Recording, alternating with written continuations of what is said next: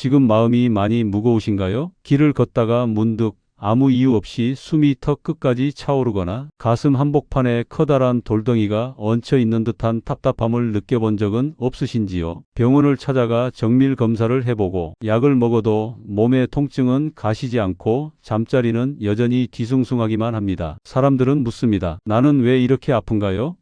나는 왜 늘 불안 속에 살아야 하나요? 그 질문을 품고 살아가는 당신에게 저는 오늘 조금 다른 이야기를 건네고 싶습니다. 당신이 아픈 이유는 당신이 약해서가 아닙니다. 당신이 무언가를 잘못해서도 아닙니다. 다만 당신이 너무 많은 것을 너무 오랫동안 너무 꽉 쥐고 있기 때문입니다. 우리는 태어나면서부터 손을 꽉 쥐고 태어납니다. 무언가를 움켜쥐어야만 살 수 있다고 배우며 자랐기 때문입니다. 성적이든 돈이든 사랑이든 자식이든 우리는 손 안에 들어온 것을 절대 놓지 않으려 발버둥 칩니다. 하지만 깨달아야 합니다. 손을 꽉 쥐고 있을 때 우리의 근육은 긴장하고 혈관은 수축하며 마음은 경직됩니다. 부처님께서는 이 상태를 집착이라 부르셨고 이것이 모든 병의 근원인 고통의 씨앗이라고 말씀하셨습니다. 오늘 이 시간을 통해 당신의 손가락 마디마디에 잔뜩 들어간 힘을 빼드리고자 합니다. 당신이 집착하는 그것이 어떻게 당신의 몸을 무너뜨리고 있는지,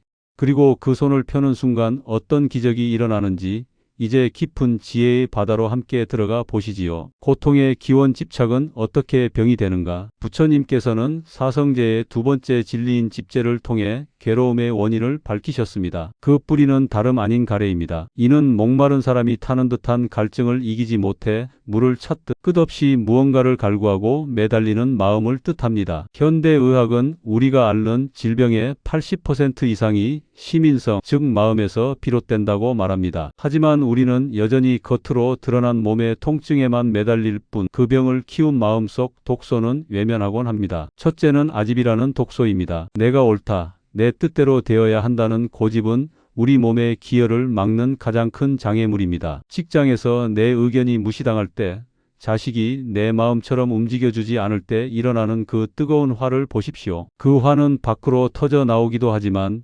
대개는 안으로 갈물이 되어 우리의 오장육부를 태웁니다. 분노는 간을 딱딱하게 굳게 하고 억울함은 심장 박동을 불규칙하게 뒤흔듭니다. 이것이 수년간 쌓이면 원인 모를 두통과 소화불량, 심지어 암이라는 차가운 결과물로 돌아옵니다. 당신이 쥐고 있는 자존심이라는 물그릇이 지금 당신의 위장을 갉아먹고 있는 것입니다. 둘째는 소유에 대한 갈망과 공포입니다. 성공한 사람일수록 성공한 건강 실패자가 되기 쉽습니다. 더 높은 곳을 향해 몸을 채찍질하며 잠을 줄이고 끼니를 거릅니다. 우리가 겪는 번아웃 마이너스 아웃은 단순히 일이 많아서 오는 것이 아닙니다. 이것을 잃으면 내 인생은 끝이다라는 집착과 공포가 우리 생명의 엔진을 과열시키기 때문입니다. 부처님께서는 재물은 흐르는 물과 같아 가둘 수 없고 권력은 아침 이슬과 같아 해가 뜨면 사라진다고 경계하셨습니다. 영원하지 않은 것을 붙잡으려 할 때 우리 몸의 면역 체계는 무너지고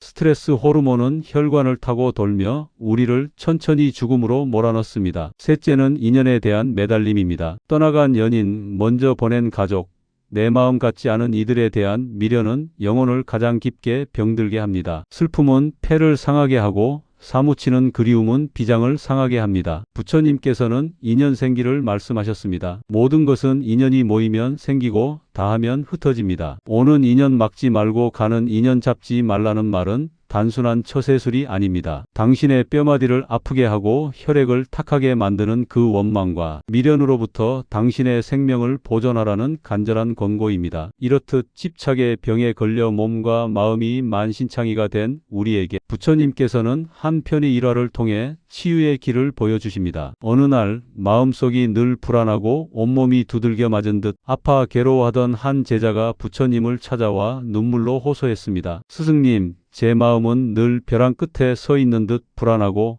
제 몸은 천근만근 무거워 한 걸음도 떼기 어렵습니다. 어떤 약을 써도 낫지 않으니 이를 어찌하면 좋습니까? 부처님께서는 그를 인자하게 바라보시더니 사발에 물을 가득 채워 건네셨습니다. 이 물그릇을 들고 오늘 하루 종일 마을을 돌아다녀 보아라. 단 조건이 있다. 한 방울의 물도 쏟아서는 안 된다. 만약 물을 쏟는다면 너는 다시는 깨달음의 길을 갈 수 없을 것이다. 제자는 목숨을 걸고 물그릇을 바쳐 들었습니다. 그는 마을로 향했습니다. 평소라면 길가에 핀 야생화의 향기에 미소 지었을 테고 반갑게 인사하는 이웃과 정겨운 대화를 나누었을 것입니다. 하지만 그날의 제자에게는 오직 사발 속 찰랑이는 물 표면만이 유일한 세상이었습니다. 물을 쏟지 않으려 발가락 끝에 힘을 주고 어깨를 잔뜩 움츠린 채 한 걸음 한 걸음을 조심스럽게 뗐습니다. 땀이 비 오듯 쏟아져 눈을 찔러도 닦을 수 없었고 목이 말라 비틀어질 것 같아도 그 귀한 물을 마실 수 없었습니다. 주변에서 어떤 소동이 일어나도 고개를 들지 않았습니다. 오로지 이 물을 지켜야 한다는 생각뿐이었습니다. 저녁 무렵 부처님 앞으로 돌아온 제자의 모습은 처참했습니다. 얼굴은 흑빛이 되었고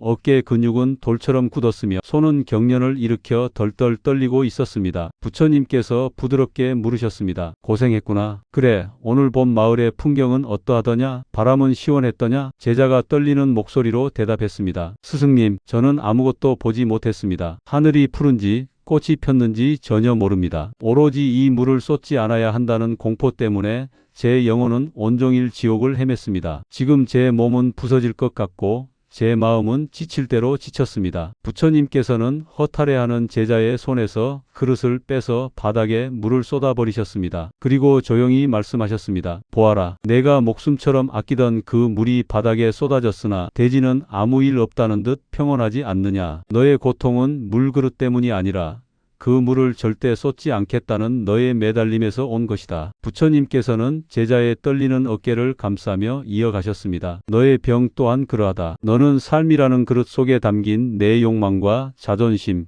그리고 인연들을 한 방울도 잃지 않으려 온 생명을 갉아먹고 있구나. 길도 보지 못하고 하늘도 보지 못한 채 그저 무거운 짐만을 들고 있으니 어찌 몸과 마음이 병들지 않겠느냐. 물을 쏟아도 괜찮다. 그릇을 잠시 내려놓아도 좋다. 내가 그 손을 펴는 순간 너는 비로소 세상을 다시 보게 될 것이니라. 제자는 그제야 깨달았습니다. 자신이 쥐고 있던 것은 소중한 물이 아니라 자신을 묶어두었던 무거운 집착이었다는 사실을 말입니다. 그는 비로소 굳어있던 어깨를 내리고 깊은 숨을 내뱉었습니다. 지금 이 영상을 보고 계신 당신은 어떤가요? 당신의 손에도 혹시 목숨을 걸고 지키느라 당신을 병들게 하는 물그릇 하나가 들려 있지는 않습니까? 그 손을 펴십시오. 쏟아버려도 괜찮습니다. 당신이 그토록 지키려 애쓰는 그것들이 사라진다고 해서 당신의 삶이 무너지지 않습니다. 오히려 그 비워진 자리에서 당신의 병든 몸과 마음은 비로소 숨을 쉬기 시작할 것입니다. 오늘 이 가르침이 당신의 꽉 쥔 손을 잠시나마 펴게 해주었기를, 그리하여 당신의 몸과 마음에 작은 쉼표 하나가 찍혔기를 진심으로 바랍니다. 우리는 살아가며 수많은 물그릇을 들고 흔들리지만